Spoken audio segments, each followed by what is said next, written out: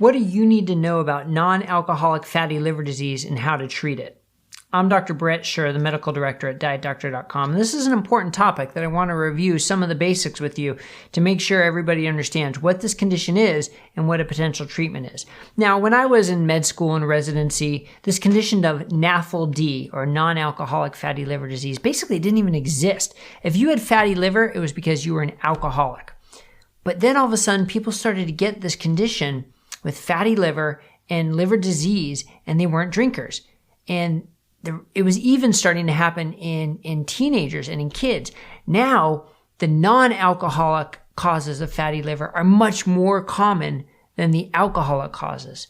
So it should be no surprise that the main underlying reason for it is consuming too much energy. Energy excess and weight gain of any kind can do it. So the standard American diet, standard Western diet of the high carb, high fat, high processed food, high refined sugars, that is likely the number one cause. If you break down the specific nutrients or parts of the diet, it certainly seems that the refined carbs, the sugars, and the fructose are an even greater risk for developing non-alcoholic fatty liver disease. And basically, as the name suggests, it's an infiltration of fat in the liver. But here's the biggest problem. It can progress. It can progress to what's called NASH, N-A-S-H, or even to cirrhosis.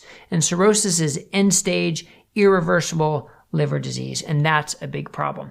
It's thought that this is going to be the most common cause of needing liver transplantations, more so than hepatitis or liver cancers or alcoholic liver disease. So, I mean, that just shows how prevalent it is becoming in our society because it's a lifestyle disease and our society has gone the wrong way with our lifestyle. Now, should be no surprise, it's also associated with insulin resistance, metabolic syndrome, abdominal obesity, all the things that go along with energy excess and refined carbohydrates and sugar excess.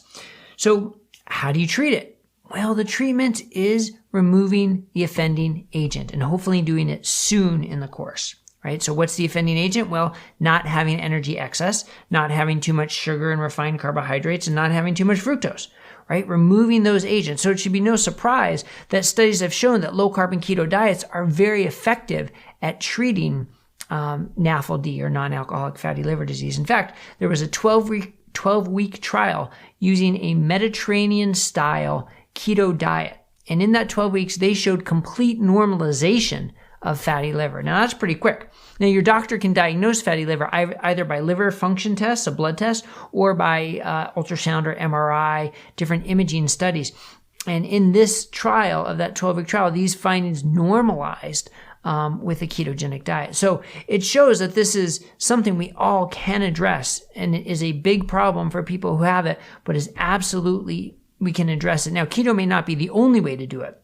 It's possible that any reduction in overall energy can do it, but certainly you want to focus on the carbs, the sugar, the fructose as well to get the biggest bang for your buck to reverse your liver disease. Now, this liver disease is a serious medical condition, and if you are going to try to treat it in any way, especially or even with nutritional intervention like we're talking about here, you have to do it under the guidance with your physician.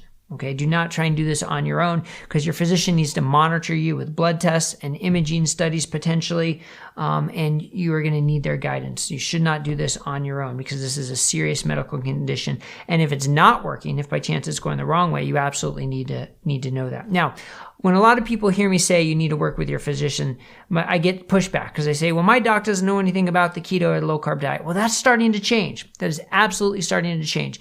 Our Find a Doctor webpage now with the map, the interactive map, has over 500 listed clinicians. So please, if you're looking for a doctor who's more familiar with low carb or keto, please go to that website and we'll put a link down below. Maybe you can find somebody who does telemedicine or somebody who's close to you that you can see who can help guide you through this. Or if not, you can even try and help educate your physician. We have a continuing medical education course for physicians about the benefits of low carb and keto diets called Therapeutic Carbohydrate Restriction.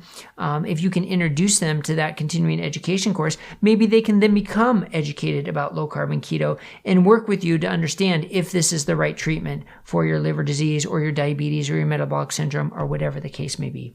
So the tide is changing. At Diet Doctor, we're happy to be a catalyst to help spread the information, but we need your help as well. We need your help to spread the information to your physicians, your clinical providers.